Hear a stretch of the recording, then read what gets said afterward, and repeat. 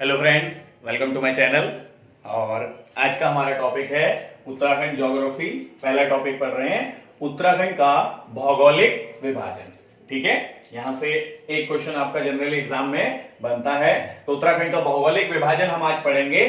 Map तो मैंने पहले ही बना के रखा हुआ है। ठीक, तो किस किस आधार पर हम इसको डिवाइड करते हैं वो चीज आज हम पढ़ेंगे। ठीक, भौगोलिक विभाजन उत्तराखंड का कैसे होगा वो चीज हम पढ़ेंगे। ठीक, तो देखिए उत्तराखंड के 13 डिस्ट्रिक्ट हैं और उत्तराखंड का जो भौगोलिक विभाजन हम करते हैं वो करते हैं हिमालय के आधार पर। ठीक, हिमालय की स्थिति के आधार पर। तो देखिए सबसे पहले उत्तराखंड के भौगोलिक विभाजन में सबसे उत्तर में स्थित है ट्रांस हिमालय। सबसे उत्तर में स्थित है ट्रांस हिमालय। ठीक है, ये ट्रांस हिमालय उत्तराखंड के कितने जिलों में या उत्तराखंड के कितने जिले ट्रांस हिमालयी क्षेत्र में पड़ते हैं? सबसे ऊपर का सबसे उत्तर का क्षेत्र है, इसको बोलते हैं ट्रांस हिमालय। ठीक है, कौन सा क्षेत्र है?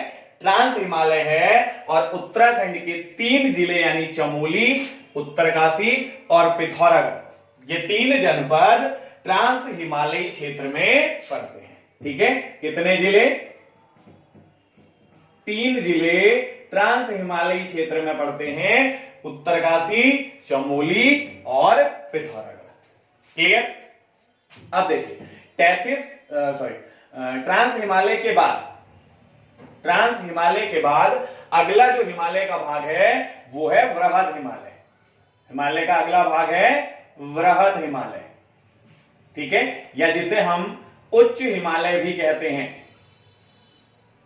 जिसे हम उच्च हिमालय भी कहते हैं, या इसके अतिरिक्त इस क्षेत्र को हिमाद्री भी कहा जाता है। इसके अतिरिक्त इस क्षेत्र को क्या कहते हैं? हिमाद्री भी कहते हैं। हिमाद्री मतलब बर्फ का घर हम इसको कहते हैं। कौन सा क्षेत्र है? वृहद हिमालयी क्षेत्र है, उच्च हिमालय जिसको हम कहते हैं। ठीक है, देखिए इससे ऊपर हमने पढ़ा था ट्रांस हिमालय, और ट्रांस हिमालय के बाद दूसरा जो भाग है हिमालय का वो है वृहद हिमालय। तो वृहद हिमालय और ट्रांस हिमालय के बीच में जो रेखा है, देखिए लेयर्स हैं ये हिमालय की। जो हिमालय है वो लहरदार पर्वत है, हमें पता है, और वो इस प्रकार से जो हिमालय की श्रेणियां हैं उनको हम इस प्रकार से डिवाइड करते हैं। सबसे ऊपर की ओर जो श्रेणी है उसको हम बोलते हैं ट्रांस हिमालय। उसके बाद जो दूसरी श्रेणी है वो है हमारी वृहद हिमालय, जिसको हम कहते हैं उच्च हिमालय। जो हिमालय का सबसे ऊंचा हिस्सा है, माउंट एवरेस्ट इसी पर स्थित है, विश्व का सबसे ऊंचा पर्वत। इसके बाद जो तीसरा भाग है उसे हम बोलते हैं मध्य हिमालय। ठीक, और जो चौथा भाग है उसे हम बोलते हैं शिवालिक श्रेणी। तो हिमालय को हम 4 भागों में डिवाइड करते हैं। पहली लेयर हिमालय की ट्रांस हिमालय, दूसरी वृहद हिमालय, तीसरी मध्य हिमालय और चौथी जो लेयर है वो है शिवालिक हिमालय। ठीक, तो इन लेयरों में, इन हिमालय के इन भागों में उत्तराखंड किस प्रकार से स्थित है उसके बारे में देख रहे हैं। ठीक, तो ट्रांस हिमालय और वृहद हिमालय के बीच में जो रेखा है, ट्रांस हिमालय और वृहद हिमालय के बीच में जो रेखा यानी कि जो बॉर्डर है, जहां से ट्रांस हिमालय समाप्त होके वृहद हिमालय शुरू होता है, उसे बोलते हैं THT, यानी कि इसको बोलते हैं टेथिस थ्रस्ट या टेथिस भ्रंश। इस रेखा को हम क्या बोलेंगे? टेथिस भ्रंश। इस रेखा को बोला जाता है जो ट्रांस हिमालय और वृहद हिमालय के बीच में है। ठीक है, ट्रांस हिमालय और वृहद हिमालय के बीच में है, या ये कह सकते हो कि ट्रांस हिमालय और वृहद हिमालय को जोड़ता है। जहां पे ट्रांस खत्म होगा, वृहद स्टार्ट होगा, उधर जो उनकी बॉर्डर लाइन है, सेंट्रल लाइन है, उसको हम बोलते हैं THT, यानी कि टेथिस भ्रंश कहते हैं, टेथिस थ्रस्ट कहते हैं। ठीक है, तो वृहद हिमालयी क्षेत्र आ गया हमारा। हिमाद्री भी हम इसको कह रहे हैं, उच्च हिमालय इसको हम कहते हैं क्योंकि ये हिमालय का सबसे ऊंचा भाग है। और इसके बाद हिमालय का तीसरा जो भाग है, हिमालय का तीसरा जो भाग है हमारे पास वो कौन सा है? मध्य हिमालय या फिर लघु हिमालय जिसको हम कहते हैं। मध्य हिमालय, या इसे कहते हैं लघु हिमालय। ठीक है, जो तीसरा पार्ट है, देखो सबसे ऊपर ट्रांस, उसके बाद वृहत, और वृहत के बाद जो तीसरा भाग है वो कौन सा है? तीसरा भाग है हमारे पास मध्य हिमालय या फिर लघु हिमालय। ठीक हो गया, मध्य हिमालय या लघु हिमालय। अब जिस प्रकार से ट्रांस हिमालय और वृहद हिमालय के बीच में THT यानी कि तैथिस भ्रंश है, तैथिस रेखा है, उसी प्रकार से वृहद हिमालय और मध्य हिमालय के बीच में जो रेखा है उसका नाम है MCT, मेन सेंट्रल थ्रस्ट इसको कहते हैं। ठीक है, MCT मेन सेंट्रल थ्रस्ट इसको कहते हैं, या फिर इसको बोलते हैं मुख्य केंद्रीय भ्रंश। मुख्य केंद्रीय भ्रंश हम इसको बोलते हैं। भ्रंश हम यहां पर रेखा के लिए, लाइन के लिए प्रयोग कर रहे हैं भ्रंश शब्द का। ठीक है, तो तैथिस भ्रंश जो तैथिस हिमालय, ट्रांस हिमालय और वृहद हिमालय के बीच में है। MCT यानी मुख्य केंद्रीय भ्रंश रेखा जो है, मेन सेंट्रल थ्रस्ट जो है, जिसका हम प्रयोग कर रहे हैं किसके बीच में? जो किसके बीच में है? वृहद हिमालय और लघु हिमालय के बीच में जो रेखा है वो है आपकी MCT। ठीक है, मेन सेंट्रल थ्रस्ट, मुख्य केंद्रीय भ्रंश रेखा जिसको हम कहते हैं। ठीक, इसके अतिरिक्त जो हिमाद्री या वृहद हिमालय वाला क्षेत्र है, इस वृहद हिमालय में उत्तराखंड के कितने जनपद हैं? तो देखिए, उत्तरकाशी, टिहरी, रुद्रप्रयाग, चमोली, बागेश्वर और पिथौरागढ़, यानी 1 2 3 4 5 और 6 जिले। ठीक है, कितने जिले हैं? 6 जिले स्थित हैं किसमें? वृहद हिमालयी क्षेत्र में। उत्तराखंड के 6 जिले किसमें स्थित हैं? वृहद हिमालयी क्षेत्र में उत्तराखंड के 6 जनपद स्थित हैं। ठीक, इसके बाद तीसरा जो लघु हिमालय है, लघु हिमालय के बाद अगला जो हिमालय का पार्ट है उसे कहते हैं शिवालिक। उसे क्या कहा जाएगा? क्या कहा जाता है? शिवालिक हिमालय। ठीक हो गया, हिमालय का जो अगला पार्ट है वो है आपका शिवालिक हिमालय। और शिवालिक हिमालय और लघु हिमालय के बीच में जो रेखा है, शिवालिक हिमालय और लघु हिमालय के बीच में भी एक रेखा है। देखो, हर एक हिमालय दूसरे हिमालय के बीच में जो बॉर्डर है उनको हम, उन लाइंस को नाम दिया गया है। तो यहां पे जो रेखा है किसके बीच में? लघु हिमालय और शिवालिक हिमालय के बीच में जो रेखा है उसे नाम दिया गया है MBT। क्या नाम दिया गया है? MBT नाम दिया गया है, यानी कि मेन बाउंड्री थ्रस्ट कहा जाता है इस रेखा को। किसको? जो लघु हिमालय और शिवालिक हिमालय के बीच में स्थित है। क्या बोलते हैं? मेन बाउंड्री थ्रस्ट इसको हम कहते हैं। और हिंदी में अगर हम बोले तो इसको बोलेंगे मुख्य सीमांत भ्रंश। मुख्य सीमांत भ्रंश इसको कहा जाता है।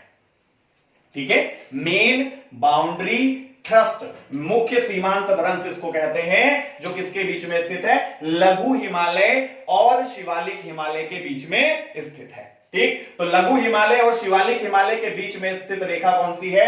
MBT है, जिसको हम बोल रहे हैं मेन बाउंड्री थ्रस्ट, जिसको हम बोलेंगे फुल फॉर्म। और हिंदी उसका नाम जो है वो मुख्य सीमांत भ्रंश है। किसके बीच में? मध्य हिमालय और शिवालिक हिमालय के बीच में।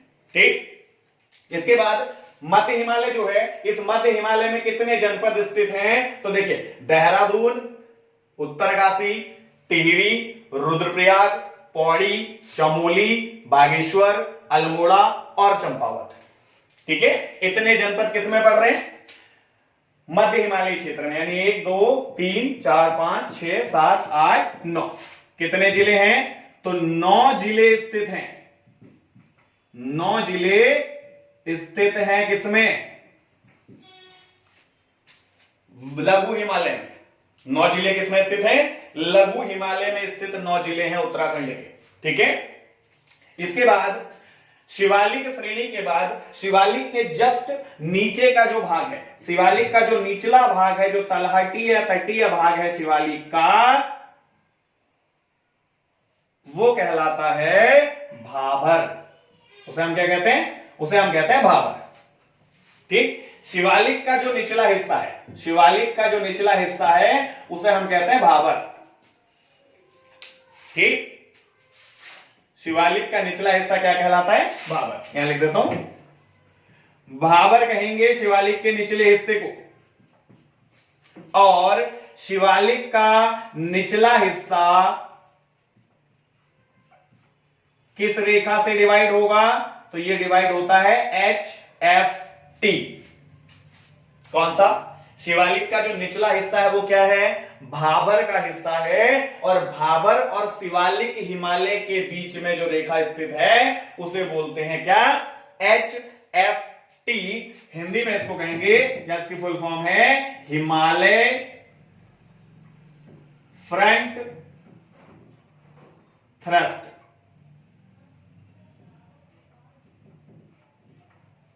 हिमालय फ्रंट थ्रस्ट हम इसको कहेंगे HFT, जो किसके बीच में स्थित है? शिवालिक और शिवालिक के जस्ट नीचे जो भाबर वाला क्षेत्र है उस क्षेत्र में स्थित है। ठीक है, तो देखिए शिवालिक में कितने जनपद होंगे? शिवालिक में कितने जनपद स्थित हैं? तो देखिए देहरादून, हरिद्वार का कुछ हिस्सा, पौड़ी, अल्मोड़ा, नैनीताल और चंपावत।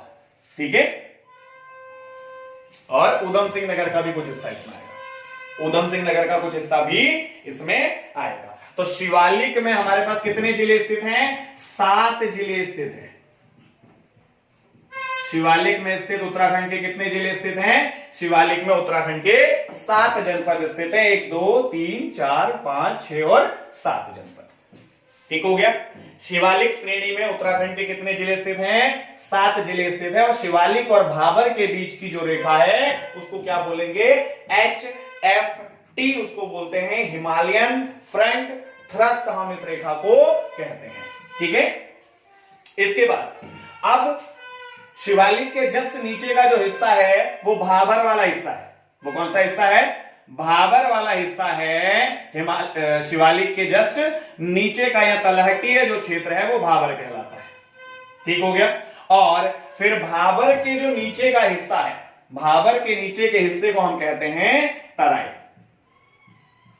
भाबर के नीचे का हिस्सा क्या कहलाता है? तराई कहलाता है भाबर के नीचे का हिस्सा। भाबर के बाद मैदानी क्षेत्र शुरू हो जाता है और उस मैदानी क्षेत्र को हम क्या कहेंगे? तराई कहेंगे। ठीक है, शिवालिक के नीचे का, जहां शिवालिक की पहाड़ियां समाप्त होंगी, देखो चौथी, जहां पे शिवालिक की पहाड़ियां समाप्त होंगी उसके जस्ट नीचे, अब ऐसा तो है नहीं कि पहाड़ियां सारी खत्म हो जाएंगी। ठीक, तो शिवालिक से नीचे जो कम ऊंचाई की है, 750 से कम ऊंचाई की जो पहाड़ियां हैं वो वाला क्षेत्र आ जाता है किसमें? भाबर वाले हिस्से में आ जाता है, शिवालिक के जस्ट नीचे। और भाबर से नीचे जहां से पहाड़ियां पूर्णतः समाप्त हो जाती हैं, जहां से पहाड़ियां पूर्णतः समाप्त हो जाएंगी उससे नीचे हमें पहाड़ियां ज्यादा नहीं दिखाई देंगी या बहुत कम हाइट में दिखाई देंगी, 200 250 300 में, या वो भी नहीं दिखाई देंगी, तो उस क्षेत्र को हम क्या बोलेंगे? तराई बोलेंगे, जो प्लेन एरिया होगा, यहां पे पहाड़ियां नहीं होंगी। ठीक है, जनरली। तो इसके नीचे का जो हिस्सा है वो कौन सा है? तराई वाला हिस्सा है। भाबर देखो कितने जिलों में पड़ रहा है? भाबर आपका हरिद्वार, पौड़ी, नैनीताल और उधम सिंह नगर। भाबर वाला हिस्सा कितने जिलों में पड़ रहा है? तो भाबर वाला हिस्सा 4 जिलों में पड़ रहा है। भाबर वाला हिस्सा कितने जिलों में है? 4 जिलों में आपका भाबर वाला हिस्सा है, हरिद्वार, पौड़ी, नैनीताल और उधम सिंह नगर वाले क्षेत्र में। ठीक, इसके बाद जो तराई क्षेत्र है, तराई भी हमारा कितने में पड़ रहा है? तराई भी 4 जिलों में। अच्छा, इन रेखाओं को कोई नाम नहीं दिया जाएगा इसके बाद, क्योंकि देखो जो हिमालयी रेखाएं हैं, जो हिमालय की लेयर्स हैं वो एक दूसरे से जुड़ी हुई हैं, तो उनको जोड़ने वाली रेखाओं के नाम हैं। अब जहां हिमालय समाप्त हो गया, यानी HFT के बाद हिमालय समाप्त, शिवालिक श्रेणियां समाप्त हो गई, भाबर जहां से शुरू हो गया, तो वहां से रेखाओं का कोई नाम नहीं होगा और इन लाइनिंग्स का ऐसा कोई डिवाइडेशन भी ऐसा नहीं होता है। ठीक है, जो शिवालिक का निचला क्षेत्र होगा वो क्या होगा? भाबर होगा। और इसके नीचे का ये जो क्षेत्र है तराई क्षेत्र है, मैदानी क्षेत्र जिसको हम कहते हैं, तो तराई पड़ेगा हरिद्वार में, पौड़ी का कुछ हिस्सा तराई में पड़ता है, बिल्कुल निचला हिस्सा। इसके अतिरिक्त नैनीताल का निचला हिस्सा और ऊधम सिंह नगर, ये किसमें पड़ेंगे? तराई में पड़ेंगे। ठीक है। और जनरली ऊधम सिंह नगर और हरिद्वार को उत्तराखंड के पूर्णतः तराई जनपद कहा जाता है। ठीक है, किसको? हरिद्वार और ऊधम सिंह नगर को, क्योंकि इन जनपदों का अधिकतम हिस्सा तराई में ही है। इनका अधिकतम हिस्सा किसमें है? तराई क्षेत्र में स्थित है, इसलिए इनको क्या कहेंगे? पूर्णतः तराई जनपद जो हमारे हैं वो कौन से हैं? हरिद्वार और ऊधम सिंह नगर वाले क्षेत्र हैं। ठीक हो गया, जो तराई क्षेत्र इसमें आएंगे। तो ये हो गया आपका तराई क्षेत्र। इसके अतिरिक्त उत्तराखंड के भौगोलिक विभाजन में हरिद्वार का वो क्षेत्र जो गंगा नदी के द्वारा लाए गए निक्षेपों से बना है, जो गंगा नदी के द्वारा लाए गए निक्षेपों से बना हुआ हिस्सा है, यानी उसके द्वारा बहाकर लाए गए मिट्टी धूल कण से जो बना हुआ क्षेत्र है, यानी बिल्कुल हरिद्वार का दक्षिणी क्षेत्र, इसे हम कहते हैं गंगा का मैदान। इसे हम क्या नाम देते हैं? गंगा का मैदान हम इसको नाम देंगे। ठीक है, किस क्षेत्र को? जो आपका हरिद्वार का बिल्कुल दक्षिणी हिस्सा है, जो गंगा के द्वारा बहाकर लाए गए निक्षेपों से बना हुआ हिस्सा है, उस हिस्से को हम कहेंगे गंगा का मैदान। ठीक है। इसके अलावा शिवालिक और शिवालिक और मध्य घाटी, मध्य हिमालय, शिवालिक और मध्य हिमालय के बीच में, शिवालिक और मध्य हिमालय के बीच में इधर हमारे पास कुछ क्षेत्र और हैं। ठीक, जिनमें से देखो, देहरादून के अंदर हम पढ़ते हैं दून घाटी, पौड़ी गढ़वाल में हम पढ़ते हैं कोठार दून। ठीक, इसके अतिरिक्त शिवालिक में इधर नैनीताल के अंदर हम पढ़ते हैं कोटा दून, पाटली दून। ठीक है, पाटली दून, कोटा दून। ठीक, तो ये जो क्षेत्र हैं, जो दून घाटियां हैं, इसको अलग से डिफाइन करते हैं, तो इसको बोलते हैं दून या द्वार क्षेत्र। इसको क्या बोलते हैं? दून या द्वार क्षेत्र इसको कहा जाता है। दून घाटियां यानी संरचनात्मक घाटियों को हम कहते हैं दून घाटियां। तो उत्तराखंड में जो हम नेक्स्ट डिवाइडेशन, भौगोलिक विभाजन जो हम करते हैं, वो किस आधार पर? जो दून घाटियां हैं, इनको हम बिल्कुल अलग से डिफाइन कर लेते हैं। ठीक है, इनको हम बिल्कुल अलग भाग में डिवाइड कर देते हैं। कौन कौन सा? जो दून घाटी आपकी देहरादून में, कोठार दून जैसे पौड़ी के अंदर, जैसे नैनीताल में कोटा दून, पाटली दून, ये सभी क्षेत्र हैं। ठीक, अब देखिए, भौगोलिक आधार पर हमने जो ये विभाजन किया, ये उत्तराखंड को 8 भागों में बांटता है। ठीक, भौगोलिक विभाजन के आधार पर उत्तराखंड को कितने भागों में बांटा जाता है? तो 8 भागों में बांटा जाता है। पहला हिस्सा हमने पढ़ा ट्रांस हिमालय, दूसरा वृहद हिमालय या उच्च हिमालय जिसको कहते हैं, या हिमाद्री जिसको कहते हैं, बर्फ का घर जहां हमेशा बर्फ रहेगी। इसके तीसरा भाग था मध्य हिमालय या लघु हिमालय। तीसरा भाग मध्य हिमालय या लघु हिमालय। चौथा भाग शिवालिक श्रेणियां, चौथा भाग शिवालिक क्षेत्र, शिवालिक हिमालय। पांचवा भाग हमने पढ़ा भाबर, पांचवा भाग भाबर। और छठा जो भाग था वो था तराई। ठीक, और सातवां जो हिस्सा जिसमें हमने उत्तराखंड को डिवाइड किया वो था गंगा का मैदान। और 8वां भाग हम उत्तराखंड का मानते कहते हैं किसको? जो दून घाटी क्षेत्र है, जो दून क्षेत्र है। देखो, ये चंपावत के दक्षिणी सिरे से लेकर देहरादून तक फैले हुए, इसमें जगह जगह पे दून घाटियां हैं, जगह जगह पे दून घाटियां। तो इस क्षेत्र को हम बिल्कुल अलग डिवाइड करते हैं। तो 8वां जो भाग है भौगोलिक विभाजन के आधार पर, उत्तराखंड का जो 8वां भाग है वो क्या है? दून या द्वार क्षेत्र उत्तराखंड का 8वां भाग है। भौगोलिक विभाजन के आधार पर हम इसको डिवाइड कर रहे हैं। ठीक है, अभी रिसेंटली एग्जाम में पूछा गया क्वेश्चन था कि अल्मोड़ा हिमालय के किस भाग में पड़ता है? तो अल्मोड़ा का मैक्सिमम हिस्सा मध्य हिमालय में पड़ता है, लघु हिमालय में पड़ता है। ठीक है, तो ये इस प्रकार के क्वेश्चन यहां से बनते हैं एग्जाम में। ट्रांस हिमालय में 3 जनपद हैं, उत्तरकाशी, चमोली, पिथौरागढ़। वृहत हिमालय में 6 जिले हैं, उत्तरकाशी, टिहरी, रुद्रप्रयाग, चमोली, बागेश्वर और पिथौरागढ़। ऐसे ही मध्य हिमालय में सबसे ज्यादा जनपद हैं, सबसे ज्यादा जनपद मध्य हिमालय में पड़ते हैं। देहरादून, उत्तरकाशी, टिहरी, रुद्रप्रयाग, पौड़ी, चमोली, बागेश्वर, अल्मोड़ा, चंपावत, कुल 9 जिले हैं। किसमें? मध्य हिमालय में। शिवालिक हिमालय की बात करें तो शिवालिक हिमालय में देहरादून, हरिद्वार का कुछ हिस्सा, पौड़ी, अल्मोड़ा, नैनीताल, चंपावत और उधम सिंह नगर का कुछ हिस्सा पड़ता है। तो 7 जिले हैं जो किसमें पड़ते हैं? शिवालिक हिमालय में पड़ते हैं। ठीक, इसके अतिरिक्त हमने बोला भाबर, तो भाबर 4 जिलों में है, हरिद्वार, पौड़ी, नैनीताल, उधम सिंह नगर।